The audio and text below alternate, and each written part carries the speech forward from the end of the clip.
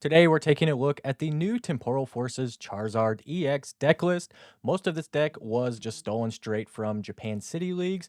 We did make a few changes though. Let's take a look at that deck list and we'll see what's different. All right, taking a look at the deck list here, the first thing you're going to notice is we do not have a Luminion V. With the Iron Hands Future Box deck running around right now, Luminion is such a massive liability. I just can't play it. I know it increases consistency. I know it makes the deck overall stronger, but it's just too much of a liability. And if it gets trapped, in the Snorlax stall matchup, you're just having a bad time. So I have cut the Luminion, haven't really missed it too much.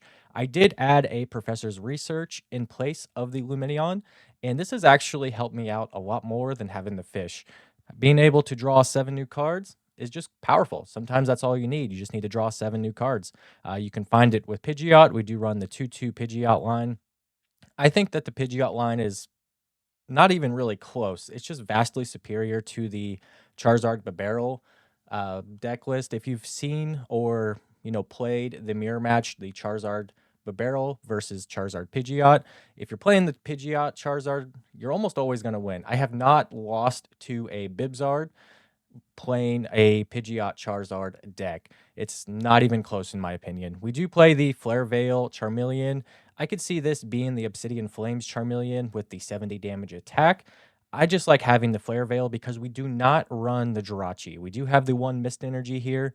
I just haven't seen the use for Jirachi. I know that this is it's kind of an open meta right now. Once it becomes more condensed, if the Iron Leaves Giratina V-Star deck becomes one of the most powerful decks and most used decks, I could see putting back the Jirachi just to deal with Sableye. But that's really all it deals with right now. It only really deals with Sableye. And with people only running one Psychic Energy, one Sableye, you can take a Lost Mine and you're going to be just fine. Just make sure you evolve all of your stuff up as soon as you can, and you're going to be fine. Just don't leave Pidgeot and Charmander on your bench until the late game when they can use Lost Mine. We do run the Roxanne, just super powerful card to be able to search with Pidgeot in the late game. Professor Turo really does make the Snorlax matchup a whole lot better. You can use Palpad to bring back the Professor Turo scenario, so you have two options of that.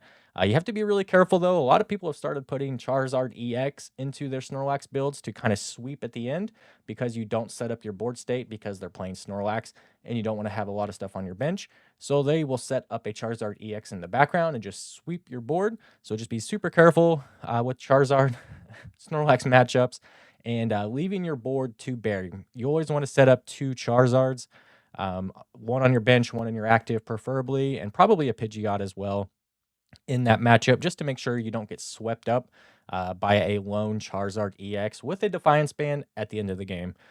Overall, super consistent deck list. We play 4 Nest Balls, 4 Ultra Balls, 4 Rare Candy, 3 Buddy Puffin. We only have 2 counter catchers. A lot of people have been running 3.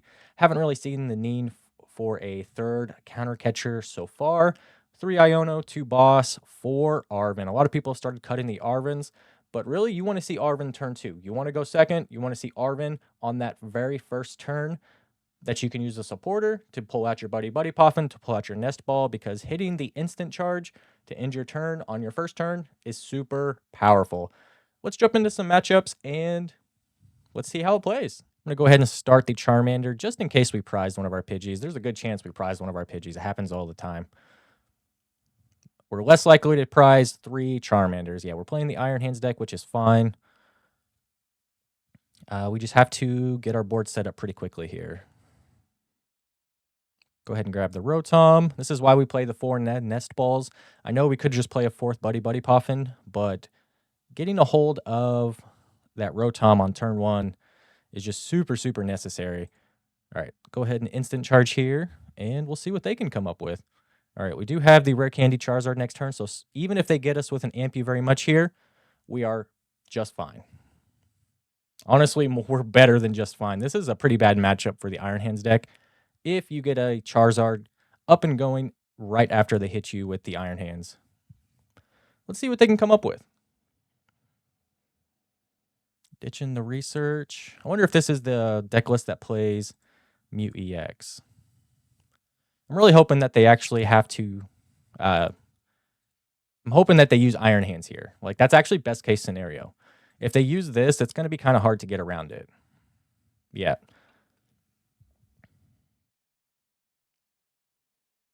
This is kind of a bad situation to be in because we don't want to take a single prizer here. So we may have to use our Forest Sealstone to go after that Iron Hands on the bench. Honestly, we're just going to be benching a lot of stuff here. All right, let's grab our rare candy, and let's grab... I wish we could grab our max belt, but we have to grab the Sealstone because we're going to need a counter catcher here. We're going to go after the Iron Crown with the Future Booster Capsule on it. That seems like the correct play, right? If we had the max belt, we could go after the Iron Hands, but we just don't have it. If we were able to get the max belt, we probably would just make our opponent concede. Go ahead and load up our energy here with Infernal Rain. We're going to go ahead and grab the counter catcher. We don't want to be hitting into... Actually, we're going to grab another rare candy, and we're going to set up our Pidgeot. I just now saw that. We do only have one left, which is kind of unfortunate, but I think that's correct. Let's just go ahead and grab rare candy, and we're going to Ultra Ball into a Pidgeot EX here. That does set them up to take a 3-prize KO with Ampy very much, but I think the risk is worth the reward here. All right, we're going to go ahead and dump a Turo here. We could put that back with Pal Pad if we want to reset one of our Charizards. The Turo is actually really strong in this matchup as well. Being able to reset the Charizard before they can hit you with Ampy very much is just really, really strong. All right, let's go ahead and grab our counter catcher. We have both in the deck. Let's bring up this Iron Crown, and let's go ahead and take a knockout. If they don't go after our Pidgeot this upcoming turn, we're just going to continuously boss up their 2-prize Pokemon, and we could just win in 3 turns here. That's best case scenario, right? Doesn't normally work that way. Let's see what's going to happen. Yeah, if they have a counter catcher or a boss here on our Pidgeot, that would be really unfortunate. But it will allow us to take out their Iron Hands. Let's see what they're going to do. They got the boss in hand. This is where that risk reward is going to come back to bite us. They have the counter catcher or the boss, they're just going to take us out. There's the boss on the Pidgeot, which is completely fine. I don't think they have a way to deal with this Charizard. If they have another boss, then we're in big trouble, because then they could just take out a Charmander. All right, let's go ahead and let's do that. I know we have the Ultra Ball Rare Candy in hand, but I really want to set our opponent down to 2 cards. I feel like that's stronger than having the next Charizard in our hand.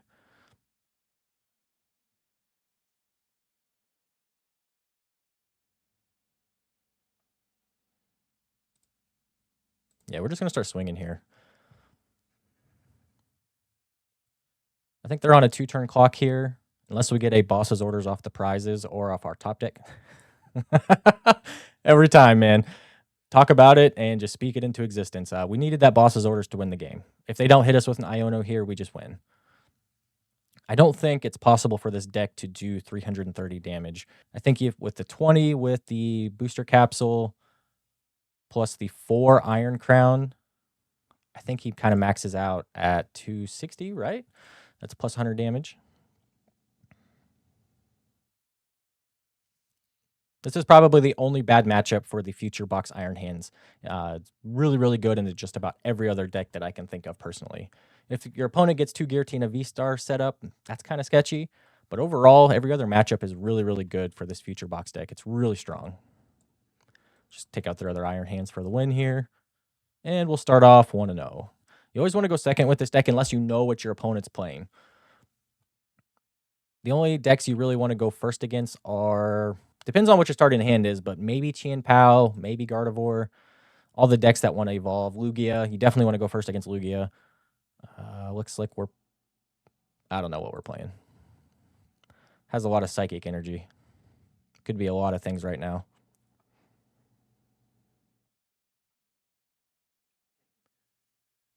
Yeah, this is a bad matchup. I think this is one of those matchups where if they get one Espartha online, we just lose, right? Is that how that works? Yeah, and this is another matchup you want to go first against. We don't want to give them time to set up. Radiant Charizard will be our MVP this match if we make it that far.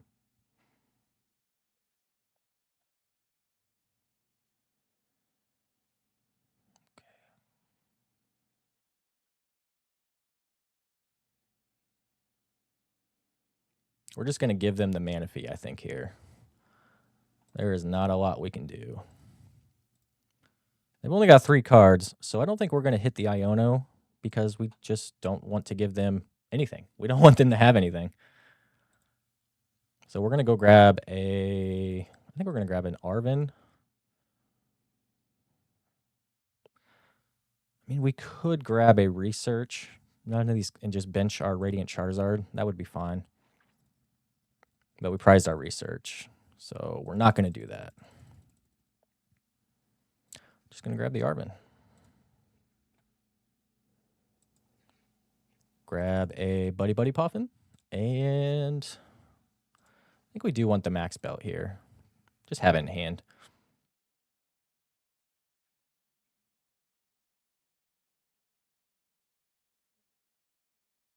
I think we go ahead and we bench the Radiant Charizard.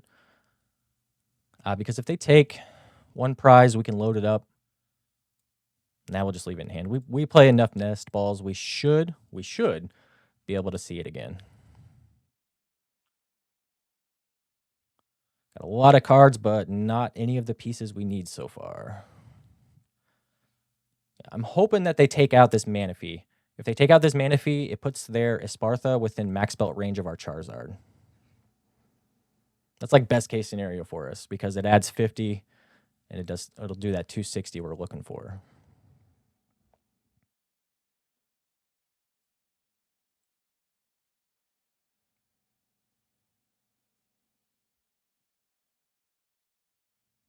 Yeah, we're just going to keep leaving our Manaphy here until they attack. There's no reason to get ahead of ourselves.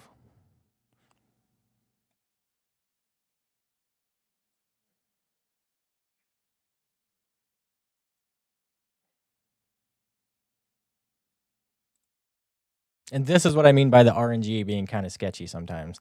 Like you see, we're playing this random Espartha deck. It's grass again with our, grass type weakness. I know it's a good deck. I know a lot of people play it right now, but it's just I feel like I don't ever see these when I play Chien Pao, when I play Lugia or anything like that. This is kind of a weird situation. We don't really want to do anything here. I think we just want to set up our Pidgeot. I'm perfectly okay with just setting up our Pidgeot here.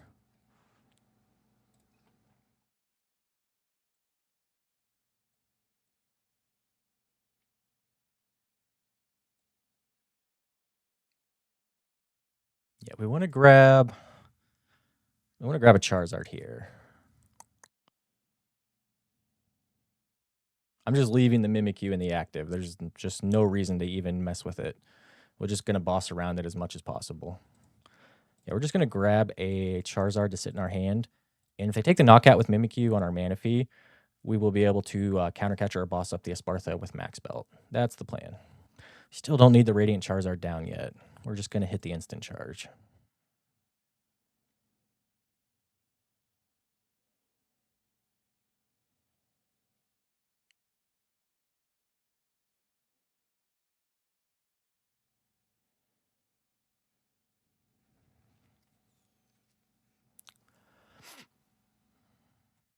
We have to preserve our energy here because it will take 3 to attack with Charizard.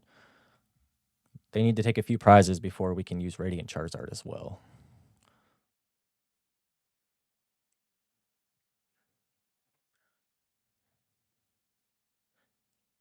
There's no reason to dump a whole bunch of resources into going after the Mimikyu when you just don't need to.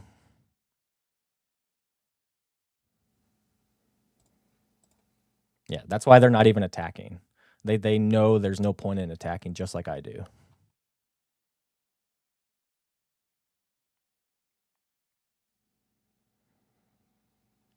Um,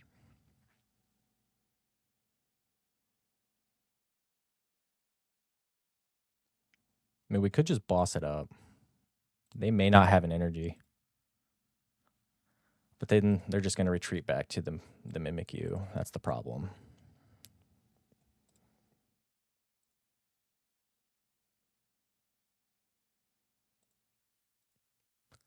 I don't like matchups like this. Cards like Mimikyu are cool, but they make you think too hard. I think we just want to grab a Charmeleon. I don't see any reason to do anything else. I mean, we could grab the Collapse.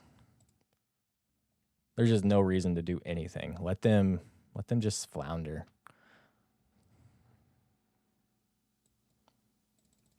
Could also boss them up. We've only got one though. That's the problem. We've only got one, and that doesn't really help us a whole lot.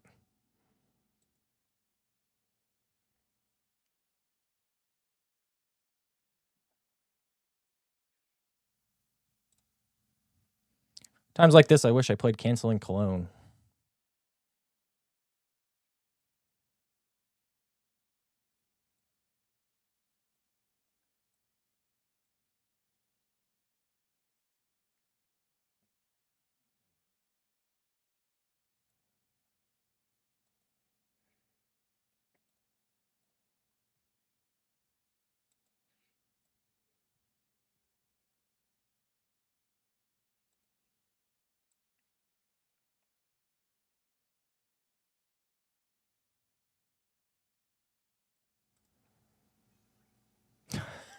There it is. I was like, man, we're gonna have to go grab Palpad just to get back one boss's orders. That would be so unfortunate. There it is right there. All right, so we have Super Rod in hand. We'll be able to put back our energies if they get the KO here, and then we'll be able to max belt for the knockout on any two prizers they put in play, which is awesome. I'm assuming the reason they put Flittle... Actually, Flittle has free retreat. Didn't know that.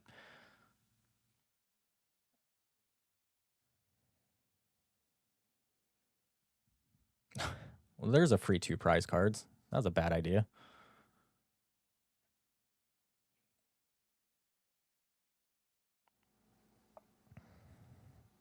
Yeah, if they retreat back into the Spartha here, we'll just Super Rod back our energies, and we'll max belt for the knockout. They don't even have the knockout. Man, I'm crazy. I thought that would for sure be 330. Do we just take the Mew?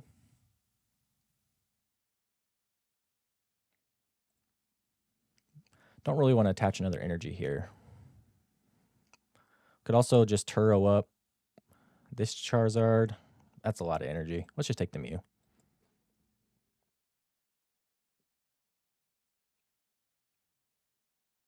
think I'm going to grab Collapse Stadium here. Kind of force them to get rid of something that they want to keep. And at the same time, get rid of our Rotom.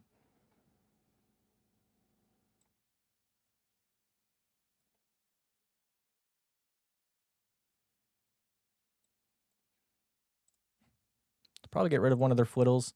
But best case scenario is they get rid of the Natu. Let's see what they do.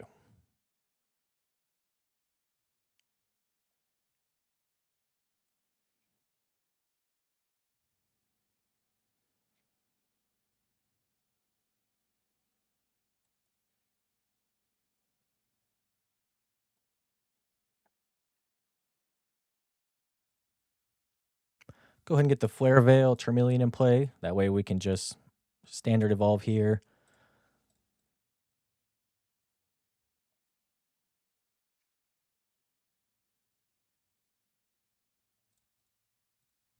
Probably going to take the KO with the Mimikyu. If I had to guess, that's what they're going to do.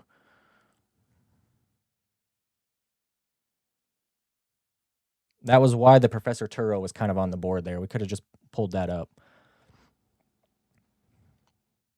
Yeah, that's the smart thing to do.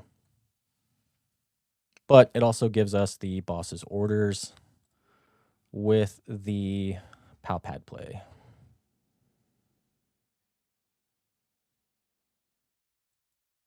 Put a Pidgeot here with the free retreat.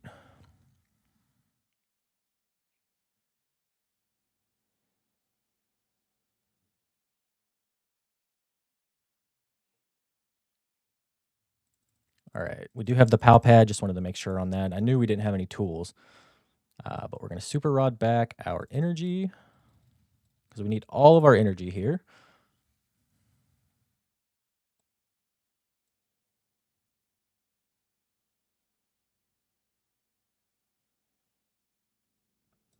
Make sure we have, yeah, we should still have our second super rod. Not a lot I want to do here. We might just grab, there's really not a lot to do here. Might just grab the PAL pad.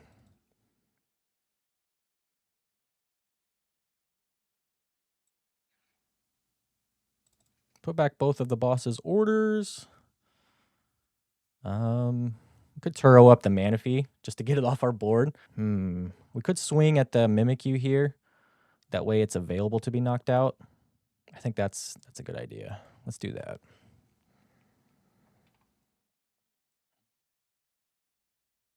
Go ahead and bench our Radiant Charizard. Just going to hit him with the Heat Tackle here. That way we can hit him with the combustion off of our Flare Veil. This is why people play the Obsidian Flames Charmeleon. It does the 70 damage. That would have one-hit KO'd the Mimikyu. And then we would have had game next turn if they knocked us out with the Espartha. If they take the knockout here, we're going to hit them with the Roxanne. No reason not to.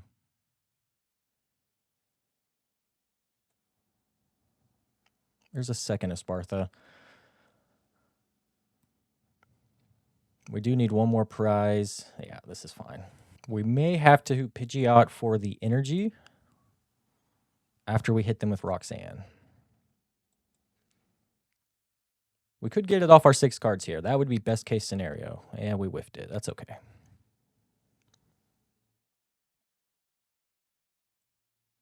I think we still only have one rare candy left.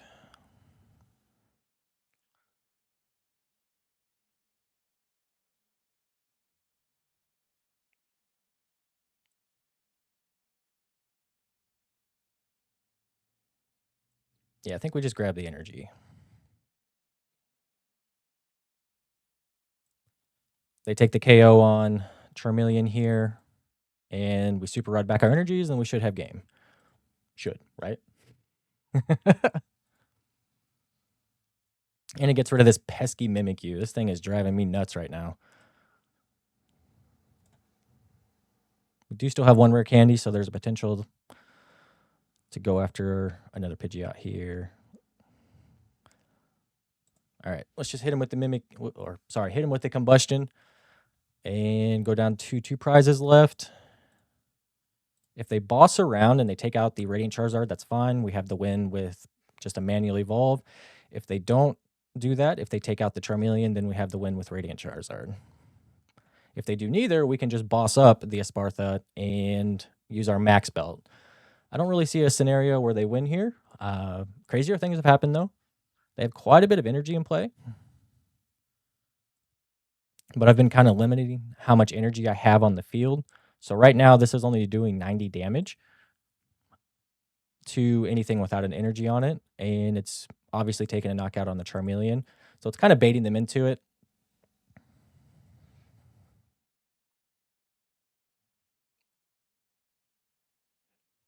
If they don't take out the Charmeleon here, if they just pass, then we're just going to boss up one of their not twos probably. There's Prime Catcher. Yeah, that's fine. Perfectly fine. We can load up enough energy here, I think. They've taken 3 prizes, so technically they've taken 2. So we need 3 energy in play, which we can do.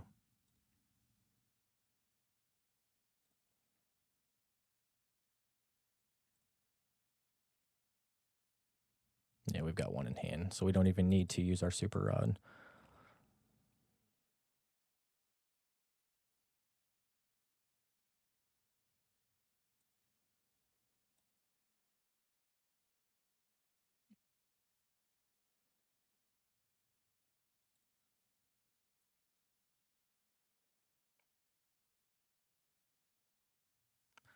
This is a very sketchy matchup, I'm not gonna lie.